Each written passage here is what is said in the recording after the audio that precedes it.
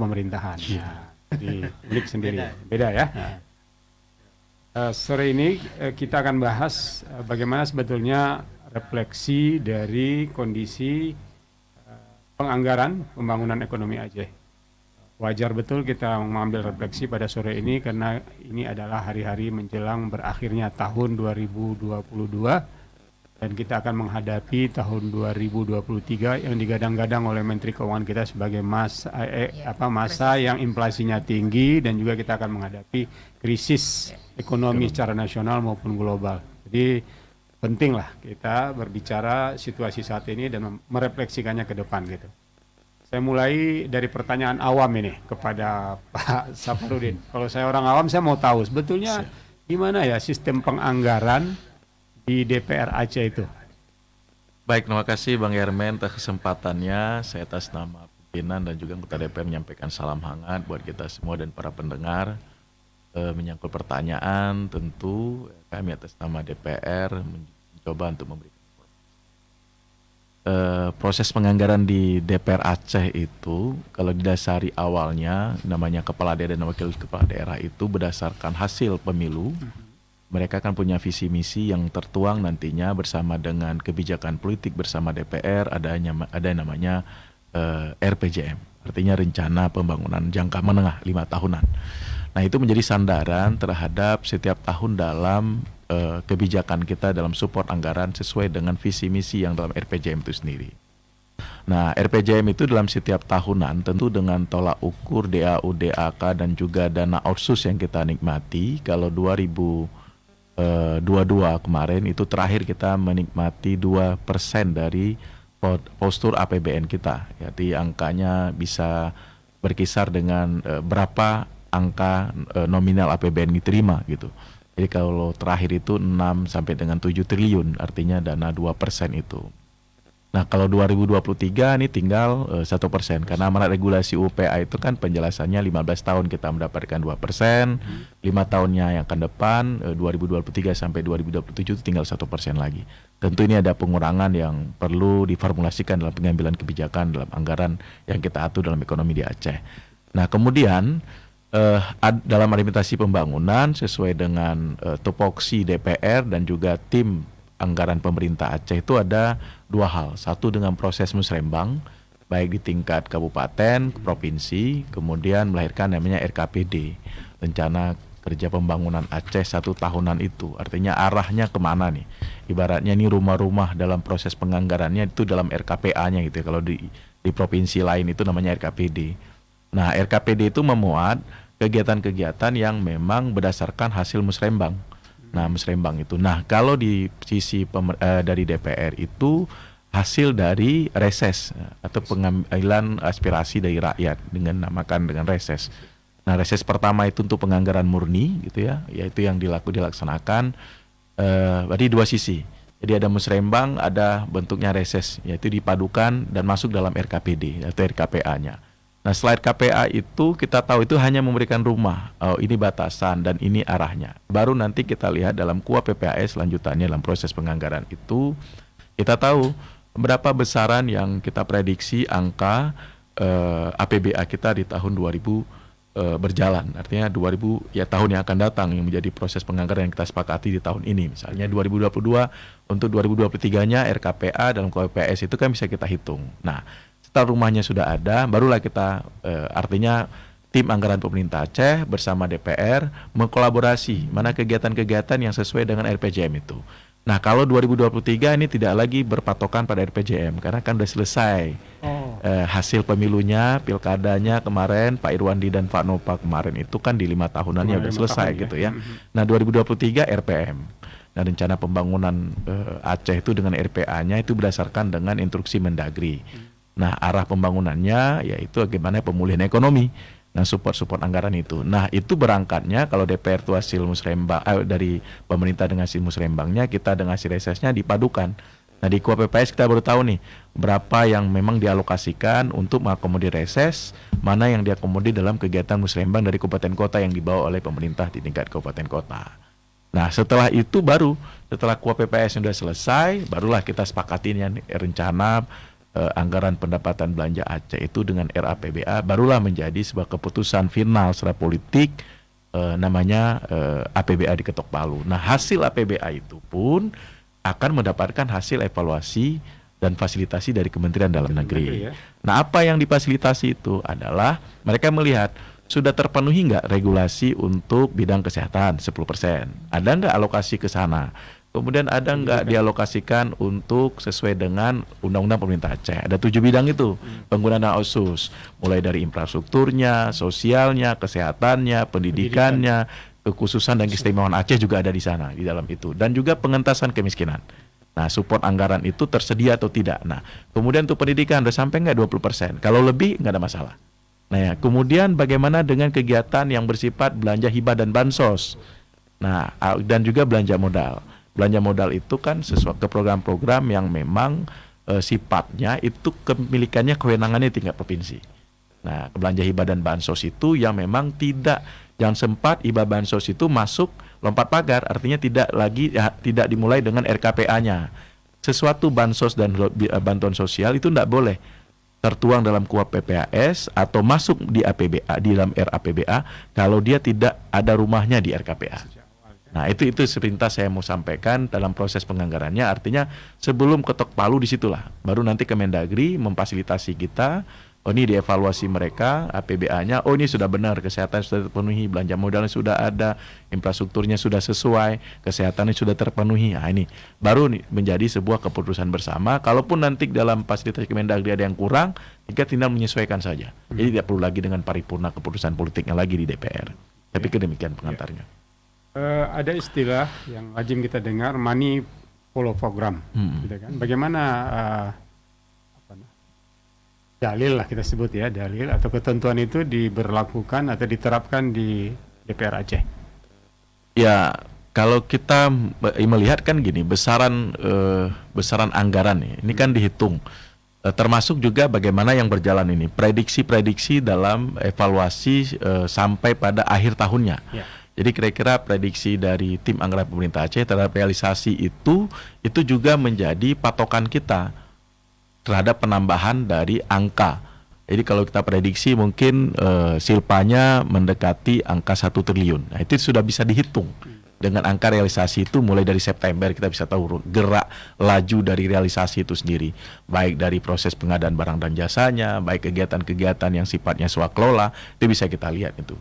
Jadi sehingga memang kami di DPR kadang-kadang berulang-ulang juga, hampir setiap tahun. Kita kan 2 tahun yang lalu itu Mas Yarmen, kita tahu bahwa Aceh itu luar biasa lah mendapatkan silpa yang cukup bengkak sampai 3,9 triliun hampir 2 tahun itu sesuatu yang menurut saya ada tata kelola pemerintah yang memang gagal dalam mensiasati dan juga artinya menekan angka itu supaya tidak besar seperti itu. Nah, dalam proses penganggaran menurut saya ya terkesan juga ya. Kadang-kadang ini mungkin siasat juga dalam proses politik anggaran dalam tanda kutip ini ya. Tim anggaran pemerintah Aceh mengulur waktu bersama DPR agar nanti pas keputusannya itu tidak dalam proses di awal. Jadi kalau saling enak saja, RKPA-nya dibahas bersama bareng, kemudian KUHP PPAS sesuai dengan tepat waktu, saya pikir kualitas APBA kita akan lebih baik. Nah, itu di 2 tahun yang lalu kami boleh menyampaikan bahwa itu tidak terjadi mulus. Nah, sampai APBA 2022 itu kita cuma bahas pegangnya itu setelah RAPBA. Di RKPA-nya kita nggak lihat lagi dan KUHP PPAS pada saat itu. Apakah itu, jadi itu pengaruh pandemi? Ada refocusing itu? Enggak, langsung. Ya, kalau 2022 saya mengatakan mudah sih tidak ngaruh itu. Cuma memang siasat akhir ya dari periode menurut saya. Ini kan dalam bicara politik anggaran ya. Mungkin ada anggaran yang memang sedang disiasati untuk diselamatkan ketika periodenya berakhir gitu. Untuk dipertahankan. Menurut saya ini. Tapi kan pandangan ini bisa saja benar, bisa saja orang menganggap ini sebuah prestisius yang berbeda gitu. Oke, ke Pak Eka nih. Eka udah dengar ya tahun itu ada silpa yang besar sekali dan itu terjadi 2 kali terakhir ya. Iya. Tahun terakhir. Penganggaran yang tadi katanya seperti disiasati pada fase akhirnya gitu. Apa tanggapan Pak Eka atas ngomongan Pak Safarudin ini? Luar biasa sebetulnya. Membuka dapur, habis di dapur ya. Ya, terima kasih Bang Yarmen, Syedar Alun. Ada ya kalau kita dengar tadi apa yang disampaikan ya ada ini kan semacam siasat ya, dan publik memang melihat seperti itu. Oh, publik nggak melihat seperti itu. Ada Jadi siasat. ya publik ya melihat seperti itu ya, artinya apa? Ada proses yang tidak normal terjadi. Sehingga publik juga melihat ini antara kedua belah pihak ada permainan-permainan yang ingin meloloskan kepentingan pribadi. Jadi misalnya Silpa tadi ada 3,9 triliun, itu kan bukan angka yang sedikit, angka yang cukup luar biasa. Padahal Aceh punya banyak sekali masalah. Jadi kalau memang berbicara tentang masalah Aceh itu ya mungkin berbeda dengan masalah-masalah yang ada di daerah yang lain ya, karena kita daerah yang lama didera oleh konflik ya, jadi masalahnya itu ibarat benang kusut yang kita tidak tahu mana dulu yang harus diselesaikan ya, karena masalahnya cukup banyak. Tetapi juga ditambah oleh publik melihat ada will daripada elit ya, jadi dari elit juga tidak ingin menyelesaikan masalah ini agar Aceh bisa keluar daripada masalah-masalahnya. Jadi sehingga kadang-kadang itu kita sepakat juga dengan kata Peter F. Drucker bahwa masalah dan kemiskinan itu adalah disebabkan oleh daerah atau negara yang salah urus gitu. Jadi karena salah urus maka kemiskinan, permasalahan-permasalahan ekonomi itu bisa terjadi. Padahal kita kan bisa belajar dari 1 tahun ke tahun berikutnya, kita bisa mengevaluasi sebenarnya, karena kebijakan itu kan dimulai pada perumusan kebijakan, kemudian implementasi kebijakan, kemudian ada evaluasi kebijakan. Jadi setiap tahun kita bisa mengevaluasi apa yang menjadi kekurangan di tahun sebelumnya ya kita bisa memperbaiki. Tetapi kita nggak melihat itu sebagai sebuah hal yang dilakukan. Dan itu berulang terus dari tahun ke tahun, walaupun misalnya kalau kita berbicara tentang kemiskinan di Aceh ya, ini juga masih kontradiksi ya, ada yang sepakat, ada yang nggak sepakat gitu ya. Ada yang mengatakan ya ini apa namanya miskin secara data, tapi secara real kita nggak miskin gitu. Ada yang mengatakan seperti itu ya. Tetapi apapun ceritanya kita lihat ya, itu bukan hal yang harus diperdebatkan, tetapi yang harus dicari itu adalah bagaimana persoalan-persoalan ekonomi itu mampu ditangani, mampu diselesaikan. Dalam hal kecil misalnya ya, saya sering menyampaikan ini misalnya dari sisi infrastruktur gitu. Jadi dari sisi infrastruktur itu banyak sekali itu jalan-jalan di daerah itu yang tidak layak untuk dilalui dengan jumlah uang yang begitu besar mengalir di Aceh, dan jalan itu kan nadi perekonomian rakyat sebenarnya. Nah, tetapi apa namanya ya, seakan-akan ya, dan saya juga sering mengkritisi gini ya. Jadi kenapa ekonomi kita itu nggak bangkit gitu ya? Yeah. Ya. Karena pembicaraan kita hari-hari itu melulu tentang politik. Jadi apa namanya ya, yang kita perdebatkan itu adalah politik. Politik itu pun bermuara kepada kepentingan kekuasaan, kepentingan elit yang tidak menyentuh langsung pada substansi kepentingan rakyat. Nah, jadi saya melihat gini, kita harus merubah gitu. Jadi diskusi-diskusi tentang development, tentang pembangunan itu harus diketengahkan, dibandingkan dengan diskusi-diskusi tentang politik yang sebenarnya itu rakyat tidak menikmati apapun daripada proses itu, dan itu hanya untuk kepentingan elit, walaupun politik dan ekonomi itu dekat ya. Jadi kalau politiknya tidak benar maka ekonomi juga akan bermasalah. Tetapi ya kalau kita lihat ya memang seperti itu ya, seperti yang dikatakan oleh Bang Safar tadi ya, beliau aja sudah mengatakan seperti itu ya. Ada siasat dan publik ya memang melihat demikian ya. Pengen misalnya tentang ini lagi ya, kalau saya sering mengkritisi gini tentang beberapa tahun sebelumnya ya kita nggak punya wagub, kita cuma punya gubernur gitu kan.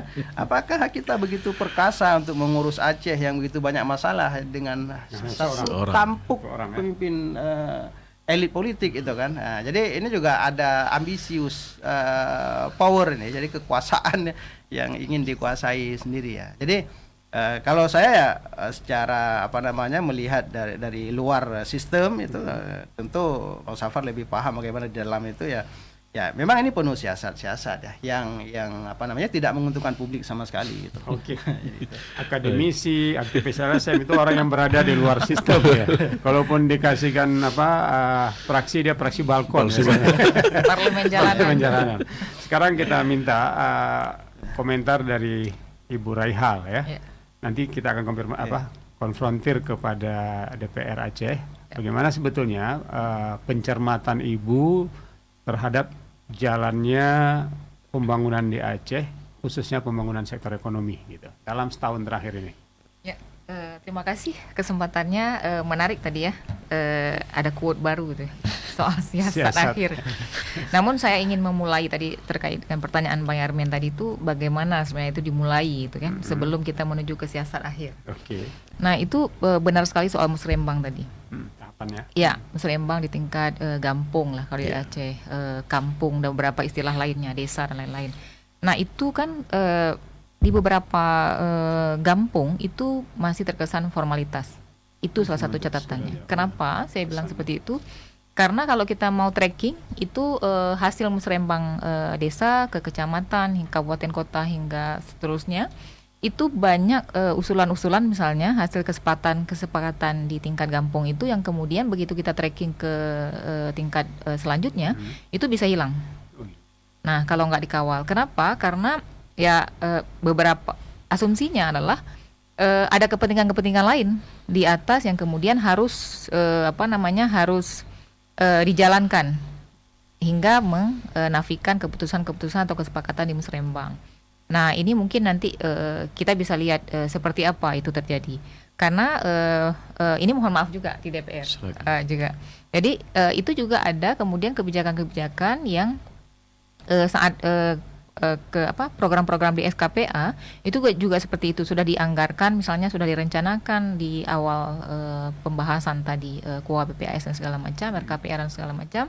Nah di tengah jalan itu ada yang namanya kalau dulu pokir, kemudian aspirasi ya besok pokir gitu kan. Nah itu juga munculnya di tengah jalan, ya kan? Munculnya di tengah jalan dan kemudian ada beberapa kegiatan yang kemudian itu juga harus ditinggalkan yang sudah direncanakan. Nah, ayo kita lihat sama-sama itu ya. Ini kan refleksi ya. Refleksi untuk yang lebih baik gitu. Jadi ayo kita lihat musrembang desa, kemudian ada pemangkasan, ada kesepakatan yang kemudian tidak disepakati. Dan itu dari awal yang harus kita lihat seperti apa. Nah, itu banyak sekali kejadian-kejadian seperti itu kalau kita mau tracking dari sejak awal. Nah, kita mencoba melihat itu.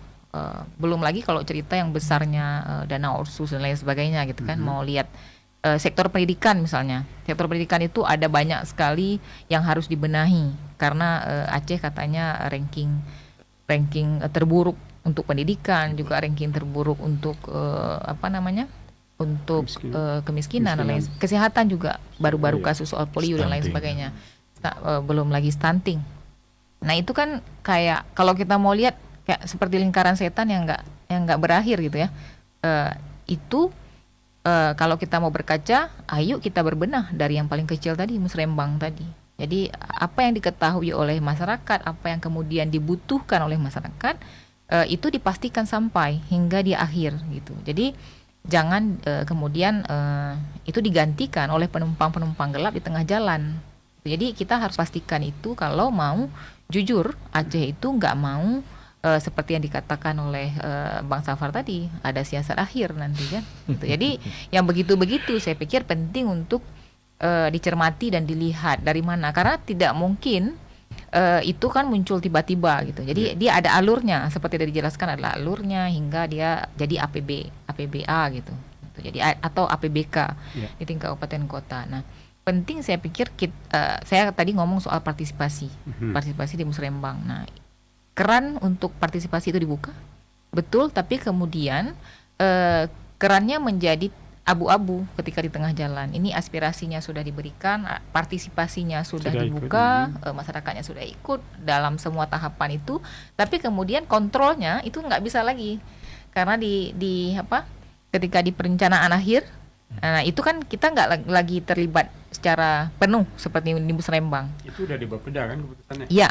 Betul, nanti itu kita nggak mungkin lagi ikut kan secara full. Jadi paling ya gaya-gaya lama kan tetap jalan seperti itu. Ada kawan nggak yang bisa membagi informasi kan seperti itu. Walaupun kita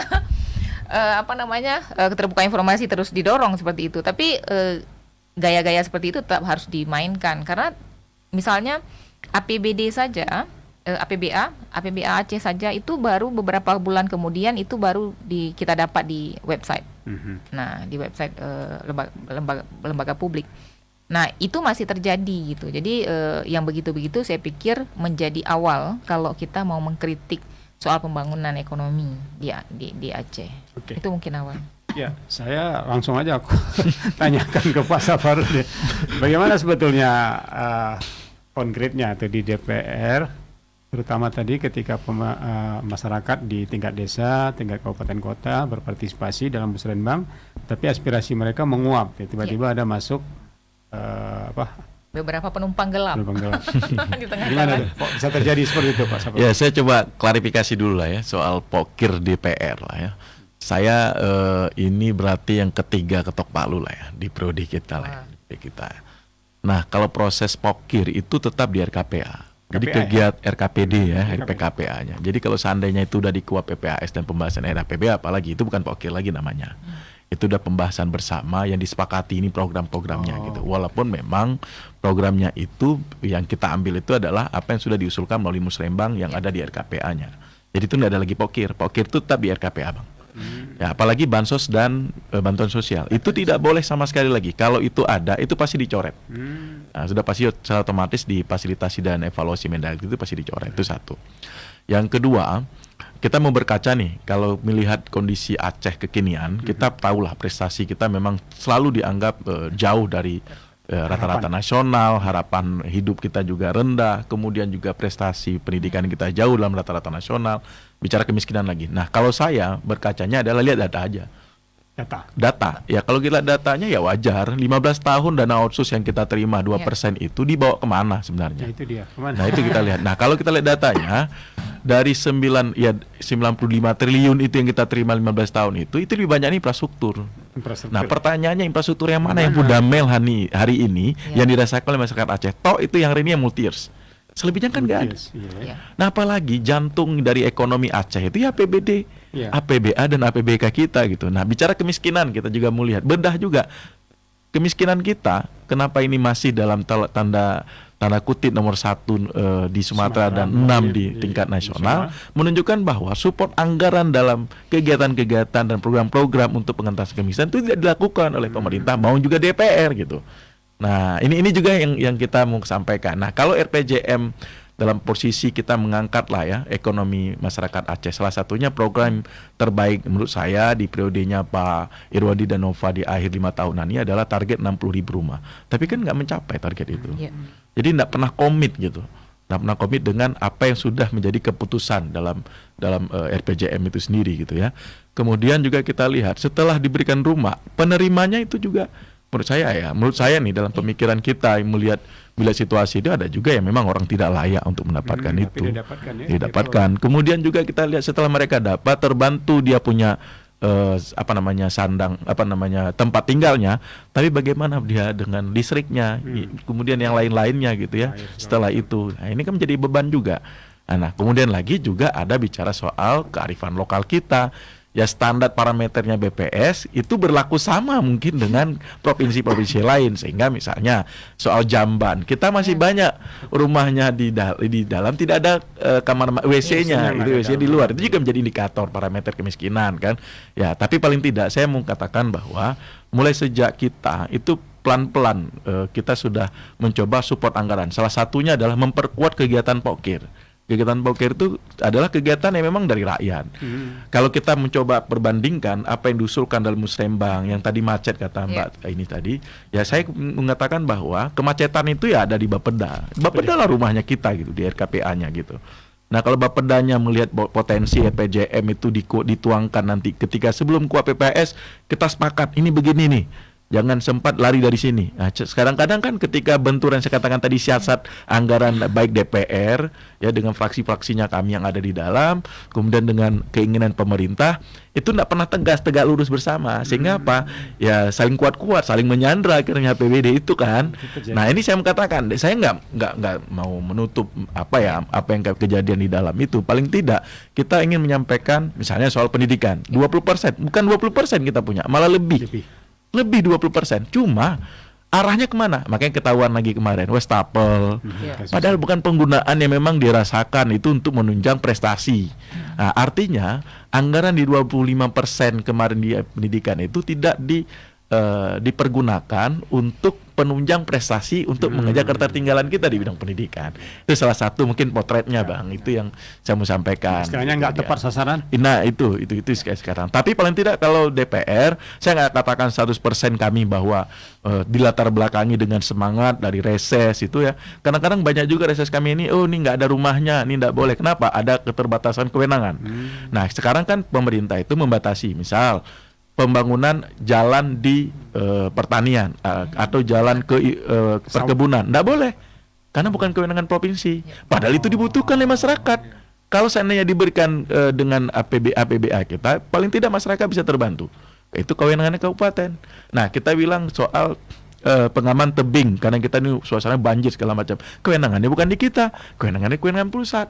Jadi kalau kita pakai APBA itu melanggar. Ya. Nah ini yang membuat kita kesulitan juga. Tapi menurut saya ada positifnya kenapa kewenangan itu dilakukan, supaya ada batasan APBA ini menjadi kewajibannya, APBK ini yang kewajibannya. Sama seperti misalnya kenapa Otsus itu yang dikajinya adalah yang di provinsi.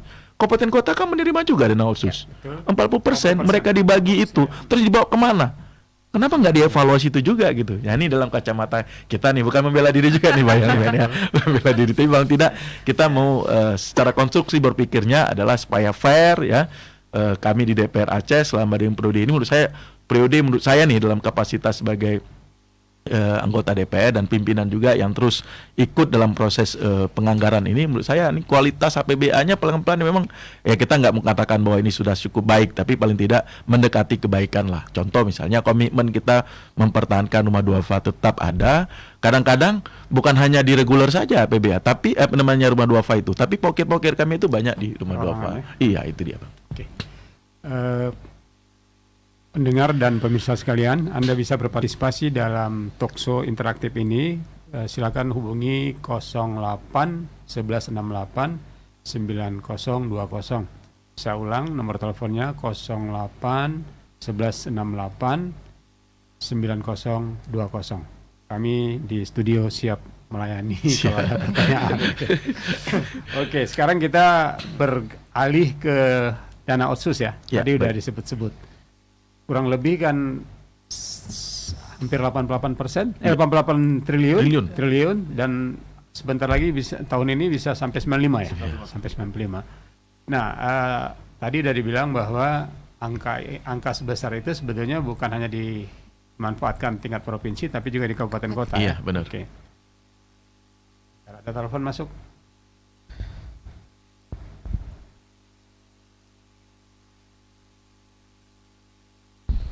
Halo. Masih bincang.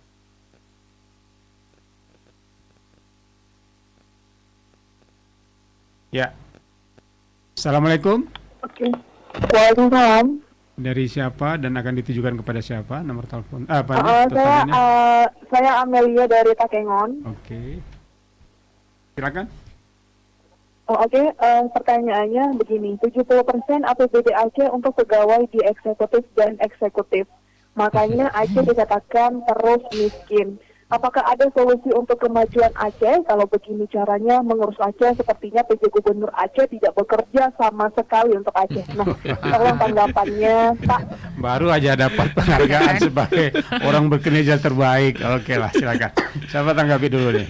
Pak Safarudin. Baik, terima kasih Amelia dari Takengon, salam ya. Saya menyampaikan mungkin ada yang keliru ya soal data ini ya. Bisa saja ya secara mungkin Pak Tito belum mendapatkan keseluruhan ya apa yang menjadi statement beliau yang akhirnya ini menjadi kecurigaan di mana-mana ini kecurigaan. Termasuk kami juga merasa bahwa apa kita yang dibohongi ya dalam proses pembahasan anggaran yang kira-kira ditutupin gitu ya. Tapi saya mengatakan bahwa kalau lihat dari angka ya untuk belanja barang dan jasa aparatur itu 6,18 triliun. Nah, kalau kita bagi untuk aparatur itu 2,3 triliun dan belanja publiknya itu 3,8 triliun. Nah, ini sebenarnya angka real yang kalau kita mau bedah nanti kita sama-sama lah. Nanti dengan isu begini, saya juga akan dengan teman-teman di Manggar akan panggil nih tiap Manggar pemerintah Aceh untuk mendapatkan penjelasan. Jangan sempat nanti penjelasan kita di publik itu salah gitu ya. Artinya kita basisnya data. Tapi saya menganggap bahwa ini ada yang keliru saja.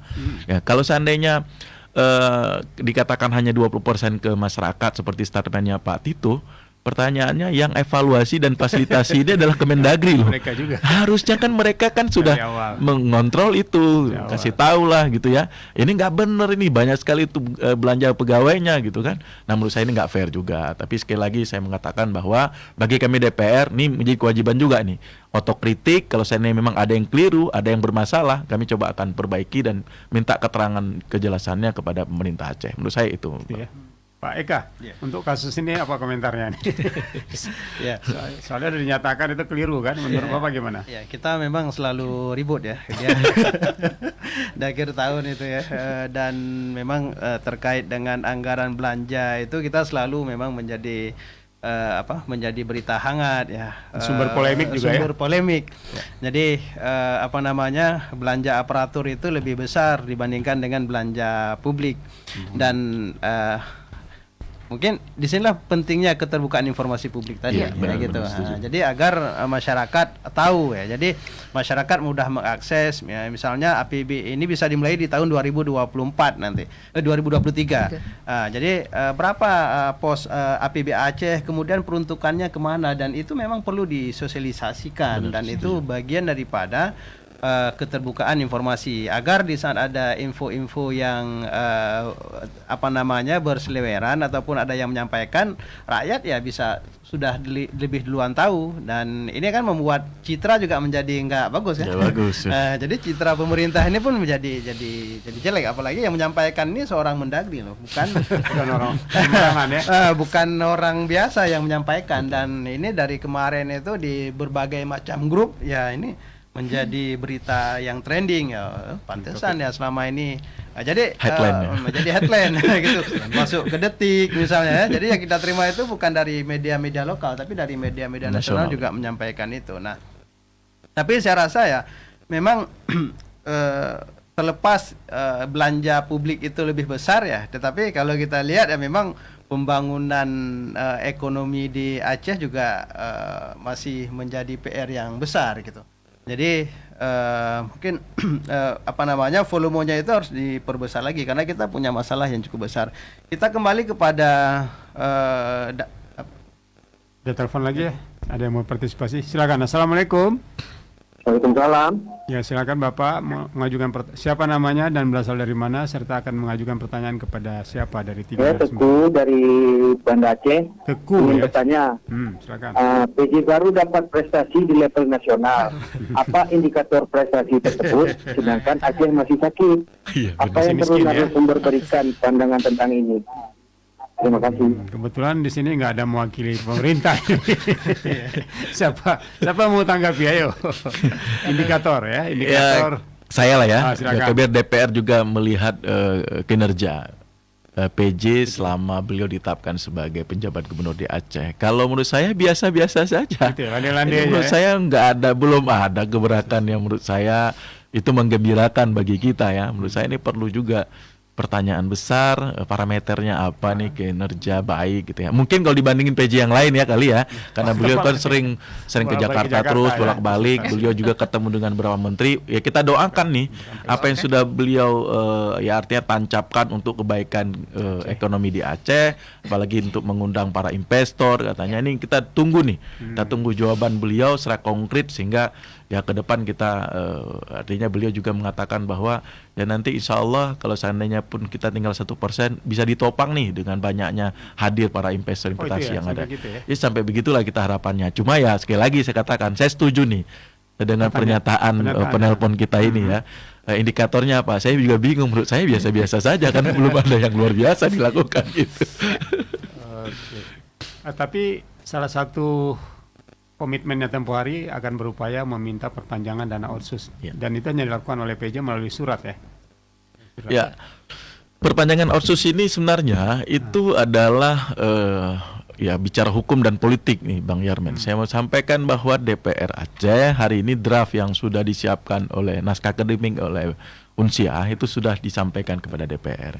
Ini memang DPR leading sektor dalam penguatan kita ke pusat, bernegosiasinya dengan Banlek DPR RI ini ya DPR. Cuma kita memang menyadari ini butuh waktu. Jadi jangan sempat bungkusan naskah akademik yang kita tawarkan nanti itu bertolak belakang dengan semangat yang ada yang lain. Kita minta semua elemen kita, Forbes, DPR RI kita punya di Dapil Aceh, kemudian juga stakeholder yang ada di sini itu kompak. Jadi tidak ada naskah akademik yang berbeda.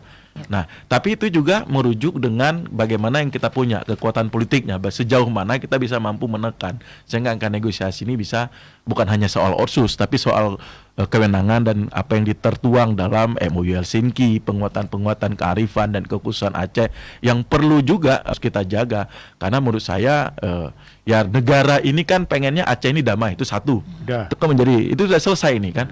Nah, kemudian otsus jangan dianggap sebagai pil penenang.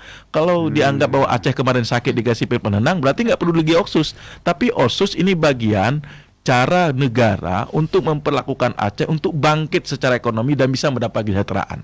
Artinya otsus itu penting. Jangan tunggu nanti ribut lagi, kemudian ada lagi persoalan penolakan dan perlawanan terhadap pemerintah lagi, baru otsusnya dikasih. Jadi menurut saya ini harus cara berpikirnya komprehensif untuk bicara kesejahteraan dan peningkatan ekonomi masyarakat kita Aceh. Bang Yarmen, saya mau menanggapi sedikit tadi yang pertanyaan yang tadi Amelia yang pertama tadi. Soalnya terkait dengan diskusi yang hangat tuh soal dari statement dari Kemendagri kan 70-30 80-20 ya. Nah itu sebenarnya kan kayak kalau pepatah mengatakan kalau nggak salah tuh mendulang air ke muka sendiri gitu kan Kemendagrinya. Kenapa? Karena dalam mekanisme itu kan ada evaluasi triwulan yang dimiliki untuk dalam mekanisme penganggaran dan perencanaan untuk untuk mengevaluasi kinerja dan penganggaran triwulan sebelumnya agar bisa ditindaklanjuti dalam RTL di triwulan selanjutnya.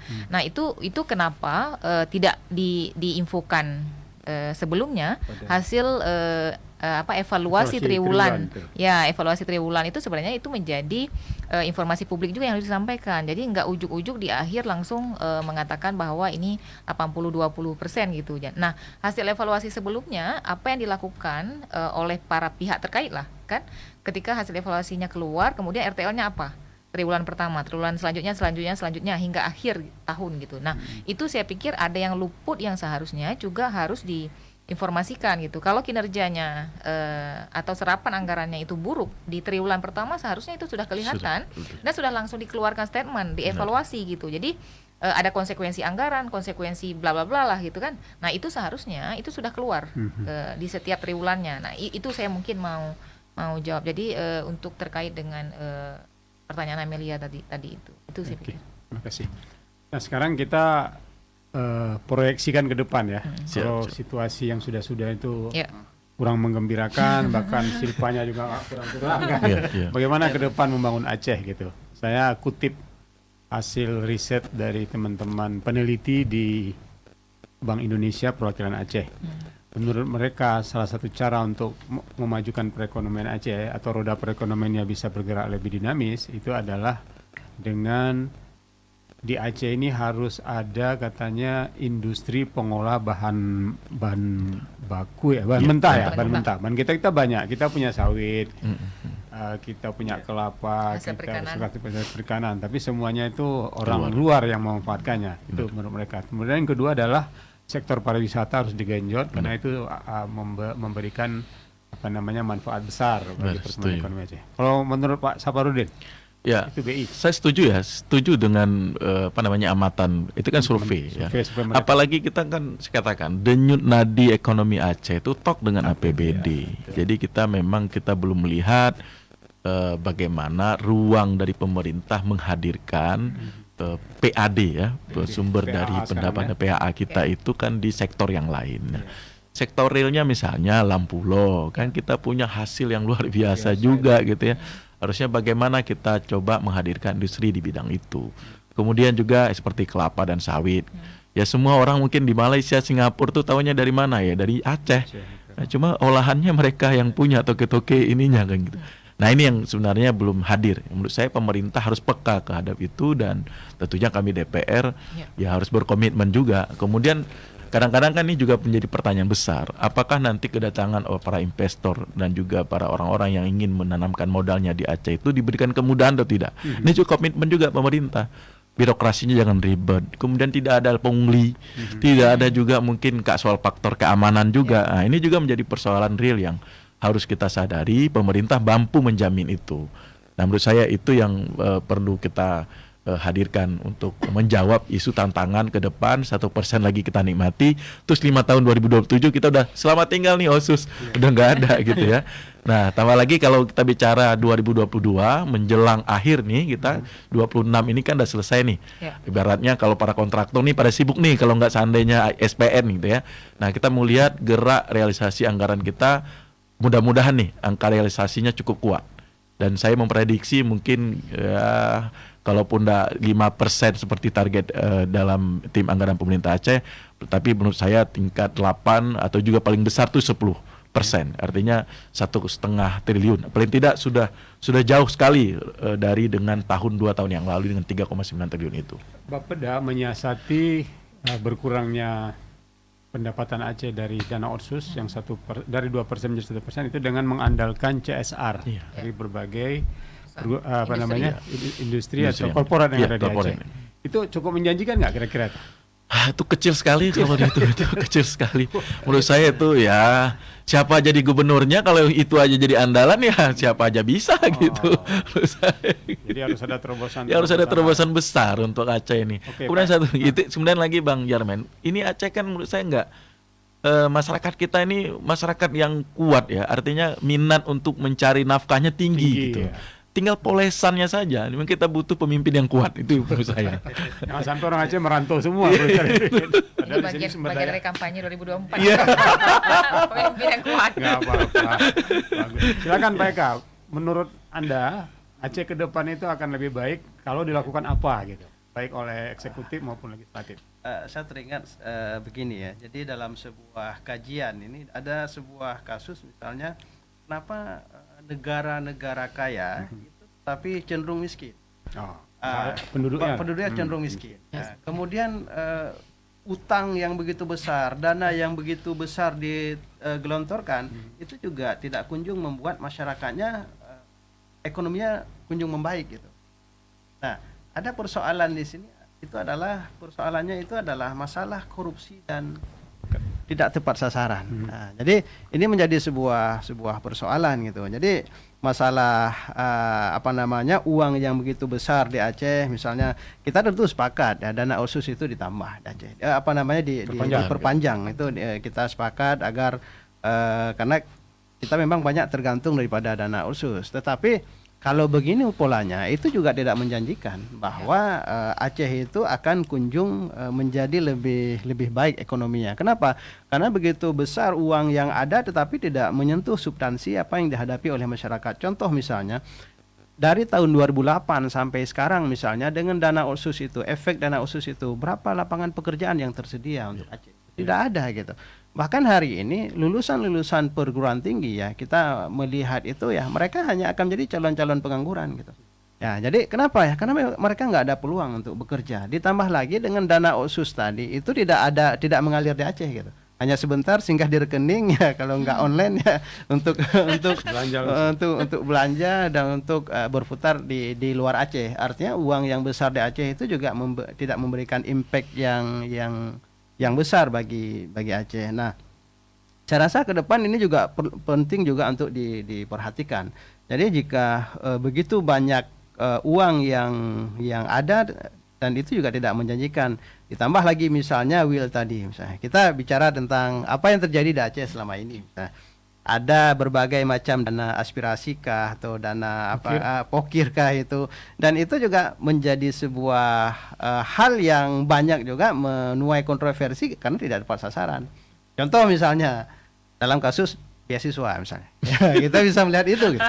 Nah, ada yang memang saya punya data itu dari 34 juta diberikan itu penerimanya hanya dapat 1 juta, selebihnya itu diambil oleh nggak tahu lah kita koordinator entah siapa yang menyuruh gitu, korlap koordinator lapangan gitu dari 40 juta dan ini adalah sebuah hal yang sangat miris. Bagaimana kita ingin mengatakan dengan ada dana ini kita bisa meningkatkan kualitas pendidikan ya, artinya juga enggak menyentuh, namanya aja bungkusannya aja pendidikan, tetapi pendidikan itu tidak akan kunjung membaik di Aceh. Kesehatan juga seperti itu, kemudian infrastruktur walaupun ada pos-pos tadi misalnya gitu kan, ada memang infrastruktur yang harus dibangun itu oleh pusat karena itu menjadi tugas pusat.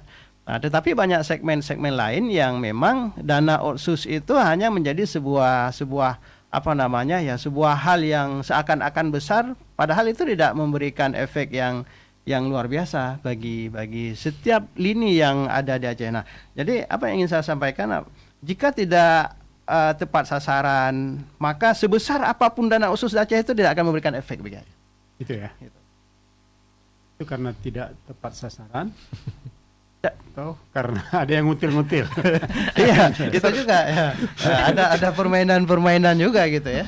Jadi banyak hal. Jadi di saat kita mengatakan belum tentu juga, nanti di saat diperpanjang dana otsus ya kejadiannya seperti ini lagi ya. Akan seperti ini lagi ya. Aceh tetap miskin. Iya. Pengangguran tetap banyak. Masalah kesehatan dan pendidikan nggak teratasi. Ya, akhir tahun drama lagi gitu. Siasat akhir. Selalu ada drama gitu kan. Jadi Oke, sekarang kita positif thinking aja lah. Aceh itu dengan sumber daya alam yang luar biasa sebetulnya memungkinkan untuk sejahtera, ya kan? Ada 3 sektor yang paling bisa diandalkan: perikanan, pertanian, perkebunan dan perikanan. Wisata ya. Kalau kita hitung-hitung, Ibu Rehal melihat mana yang paling mungkin kita ambil dulu, lakukan dulu sebagai langkah untuk bisa menjadi lokomotif untuk menarik gerbong-gerbong ekonomi di Aceh menjadi lebih baik. Ya, saya melihat geliat yang sekarang sedang dilakukan itu soal mendorong UMKM. Small dan medium enterprise itu luar biasa. Jadi kita sudah mendorong itu juga, sedang mendorong itu juga selama 2 tahun terakhir itu di Banda Meriah. Nah itu saya pikir ada satu yang kita coba dorong itu kan, ini kan kita ngomong sektor real gitu kan, untuk soal pengangguran, mengatasi pengangguran, mengoptimalkan hasil, kalau kami hasil hutan kayu atau bukan kayu HHBK itu. Nah jadi tawarannya adalah bagaimana ini mengoptimalkan UMKM ini real di tingkat masyarakat. Perputaran uangnya segala macam. Nah ini hanya tinggal bagaimana pemerintah legislatif dan eksekutif ini memoles ini, mendorong ini melalui kebijakan, mendorong ini melalui peningkatan dan optimalisasi. Saya pikir ini luar biasa. Kenapa belajar dari yang kita lakukan kemarin itu, kita mendorong produk dari UMKM di Banda Meriah ini bisa hadir di G20 kemarin di Bali gitu. Jadi dan ini bergabung dengan banyak sekali produk-produk UMKM dari seluruh Indonesia. Dan ini sangat real, artinya kan mendorong yang betul-betul real di tingkat masyarakat, perputaran uang dan segala macam. Nah, hari ini kan yang dibutuhkan adalah bagaimana optimalisasi dari peluang pasar, kemudian ini kan dimiliki oleh pemerintah gitu kan. Nah, eksekutif dan legislatif mendorong kebijakannya seperti apa. Nah, jadi pasar ini kemarin ini harus betul-betul dioptimalkan karena masyarakat sudah meningkatkan kapasitasnya. Ini soal komoditasnya apa?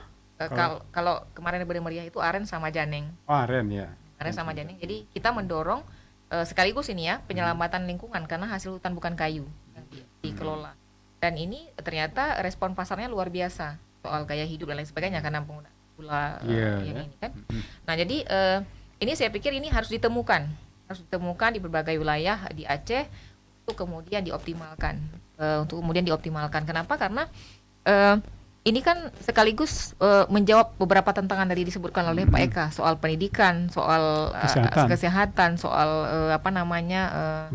pengangguran juga kan. Ya, UMKM itu kan bisa menyedot banyak sekali tenaga kerja gitu. Jadi ini saya pikir geliat ini harus terus didukung dan ya dua hal tadi, pasarnya harus di-create, harus dibuat pasarnya. Kalau enggak kan enggak akan jadi juga UMKM ini gitu. Jadi dia akan berdiri sendiri, produknya sudah banyak, semua dikelola dengan sangat bagus, tapi kemudian pasarnya tidak ditemukan. Ini saya pikir ke depan kalau kita optimis kalau memang ini bisa dikembangkan. Kalau tadi kan ceritanya kalau Bang Safar bilang kalau mengharapkan industri besar juga agak ini kan. Tapi itu udah menjadi kebutuhan kan buat Aceh. Kita komoditas banyak, tapi diolah di luar. Ya, jadi itu saya pikir menuju ke sana kita harus pikirkan itu seperti apa, dimulai dari mendorong UMKM yang kecil dan menengah tadi itu. Oke. Kalau untuk DPR pertanyaannya bagaimana siasat untuk mencegah silpa jangan gede-gede banget. Ya kan? Kasih ke UMKM itu aja. Sebenarnya kalau semangat di RPM kita itu memang geliat untuk UMKM. Gitu. Ya. Dan saya memang concern, artinya ke teman-teman DPR selalu kita bilang, ini kita bicara untuk pertumbuhan ekonomi jangka pendek ya. Artinya setelah pandemi ini kita tahulah bagaimana kita pulihkan ekonomi Aceh. Ya bukan hanya kita Aceh, tapi juga di dunia ini juga menjadi persoalan. Nah, salah satunya adalah geliat dari UMKM itu, yang sudah mati suri ini kita bangkitkan gitu ya. Nah, ini sekarang kan sudah mulai saya lihat geliat itu di mana-mana, bagaimana produksi UMKM ini bisa ini. Tapi paling tidak harus ada sentuhan pemerintah setelahnya. Apa sentuhannya? Pasarnya. Itu yang paling penting juga. Jangan nanti produknya sudah ada, nggak ada yang masarin, ini sama aja gitu. Nah, ibaratnya begini, pemerintah itu harus hadir, minimal ada regulasi ya, ada kanun atau peraturan daerah, setiap segala macam itulah ya, market yang ada itu 40% aja lah kita bilang. Produknya harus produk UMKM lokal. Kan? Itu kita tekankan ya. Saya pikir kan hanya soal menekan kebijakan politik dengan hukumnya gitu ya. Kalau enggak silakan angkat kaki. Itu dia. Itu sebenarnya lebih bagus kan. Saya bilang tadi butuh pemimpin yang kuat tadi gitu. Ya. Tapi kemarin saya ada dengar inisiasi dari Pak PJ ini supaya produk-produk Aceh tidak lagi dibawa ke Medan. Misalnya selama ini kan kita yang membawa semua produk kita. Pak Sapar udah dengar itu? Iya. Tapi belum jadi itu kan, belum jadi kebijakan kan? Ya kan belum, Pak, hanya sekadar wacana. Oh, baru wacana. Ini hidup ini kan kadang-kadang ya pemimpin udah dilepas, harusnya kan harus ada disambut. Disauti oleh itunya. Itu. Betulnya menarik juga ya kalau semua komoditas Aceh diprioritaskan untuk beredar di Aceh, diangkut dari pelabuhan Aceh, bahkan diolah, itu pasti akan memberi nilai tambah yang luar biasa sebetulnya. Oke, ini kita sampai di penghujung waktu sudah. Silakan Bapak Ibu manfaatkan 2 menit per orang untuk closing statement. Kita putar ya dari sini dulu. Dari Pak Januar, baru nanti. Menurut saya untuk masalah Aceh ini, bagaimana membangkitkan ekonomi Aceh itu perlu kekompakan semua komponen gitu. Ya. Jadi legislatif, eksekutif sampai kepada tingkat kabupaten kota pun harus bekerja sama gitu. Kemudian penting untuk mengidentifikasi, karena kemiskinan itu kan ada tiga tipe jenis ya, apa? Ada kemiskinan yang sifatnya natural ya, kemudian kultural dan struktural. Kita juga perlu mengidentifikasi itu. Sekarang ada istilah lagi kemiskinan ekstrim. Kemiskinan ekstrim gitu. Nah, jadi penting membuat identifikasi ya, kita lemahnya di mana, di bagian apa gitu. Sehingga apa yang kita lakukan itu memang bisa menyentuh akar permasalahan. Nah, jadi yang sangat kita tekankan itu adalah kekompakan ya. Semuanya itu harus rasa memiliki gitu. Nah, jadi Aceh ini ya punya semua kita. Jadi semua legislatif, eksekutif, perguruan tinggi ya, masyarakat sipil ini harus sama bahu membahu, dan yang terpenting lagi itu membangun citra positif bagi Aceh. Gitu ya. Jadi selama ini yang sering muncul itu citra negatif bagi Aceh. Seakan-akan orang Aceh ya gimana gitu. Kita nggak becus, elit nggak becus. Jadi citra positif itu juga penting untuk dimunculkan. Sehingga harapan tadi untuk mendatangkan investor juga mau datang ke Aceh. Tapi kalau citra negatif itu selalu yang ditampilkan ya nggak ada yang mau datang ke Aceh. Ya, saya rasa demikian. Reha? Ya, saya ingin menyebutkan bahwa tadi berkaca juga nih dari data dari analisis Bapeda Aceh 2020 itu Aceh itu kan salah satunya penyebab kemiskinan itu yang paling besar kemiskinan struktural, itu yang paling besar juga itu di daerah pedesaan, di Gampong. Ini terjadi salah satunya seperti tadi ada komoditi misalnya padi dan segala macam. Nah, jalan taninya tidak dibangun sehingga itu menyebabkan kemiskinan di tingkat pedesaan. Dan ini salah satu indikator dari kemiskinan struktural tadi. Jadi itu kemudian ada optimistik pasti soal kalau tadi adalah infrastruktur seperti jalan tani dan lain sebagainya itu harus dibangun, dan soal industri yang juga harus dibangun untuk menjawab pertanyaan itu, saya pikir sekarang geliat UMKM dengan small enterprise dan juga medium enterprise itu menjadi salah satu jawaban untuk bagaimana mengatasi persoalan tadi, tantangan tadi. Jadi saya pikir ya masyarakat hari ini untuk mendorong itu, untuk terus bersemangat dan optimis butuh yang disebut tadi Bang Safar, negara hadir. Jadi dalam hari ini kan harus ada eksekutif dan legislatif yang memikirkan bagaimana dari hulu ke hilir untuk ini. Kalau istilahnya dalam pembangunan ekonomi itu rantai pasoknya itu harus dipikirkan, harus diatur skenarionya bagaimana rantai pasok itu bisa berjalan dari hulu ke hilir oleh pemerintah.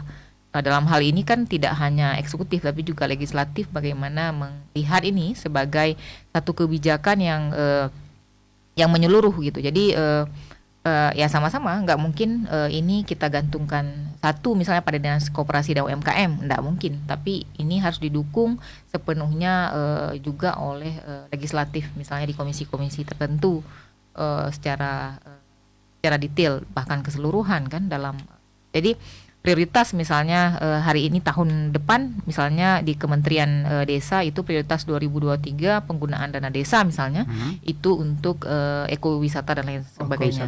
Nah, jadi itu bagaimana kemudian Aceh menyahutinya dalam bentuk kebijakan kanun dan lain sebagainya untuk bisa ya nah UMKM, ekowisata dan lain sebagainya itu kan menjadi salah satu yang sudah diberikan ruangnya dalam peraturan Menteri Desa, dan bagaimana kemudian ini disahuti di tingkat kebijakan daerah sehingga ini bisa sejalan gitu. Jadi nggak mungkin cerita pembangunan ekonomi tanpa melihat bagaimana alur rantai pasok itu.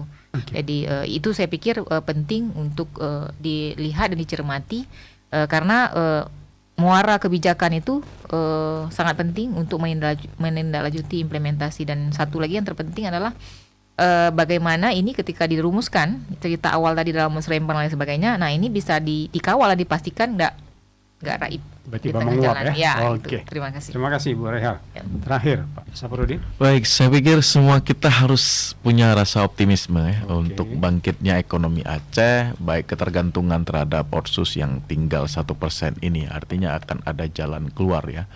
Dengan terobosan-terobosan dari pemerintah bersama DPR yang menjadi leading sektor dalam pengambilan kebijakan politiknya.